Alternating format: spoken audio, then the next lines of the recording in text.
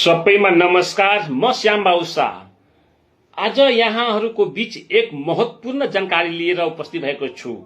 प्रदेश अस्पतालको विवादको कारणले अकालमै ज्यान गुमाएको शहीद जयशंकर शाहको 2.5 वर्ष बित्दा पनि अझ न्याय पाएको छैन र जयशंकर शाहको शालिग निर्माण गर्ने र वर्तमान नगर अस्पतालको नामाकरण गर्ने निर्णय जिल्ला सिडिओ कार्यालय बसेको दुई दलीय बीच सम्झौता हुँदा पनि किन कार्यमा ढिलासुस्ती भयो?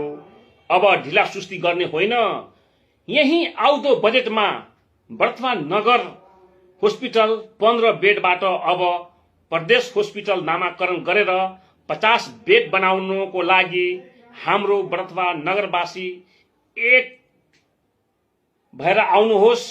म आह्वान गर्दैछु सबै विभिन्न राजनीतिक दलका जिम्मेवारी व्यक्ति, व्यापारी, बुद्धिजीवी, समाजसेवी, किसानहरू, जेनजी, युवाहरू सबै एक भएर आउनुहोस्। जयशंकर शाहको र वर्तमान नगरवासीको जनताको अधुरो सपना पूरा गरेर एउटा लास्ट पोस्टमार्टम गर्नको लागि जिल्ला जानुपर्ने एउटा गरिब जनताले 10-15 हजार एम्बुलेन्स भाडा तिरेर 5-10 घण्टा कुर्नु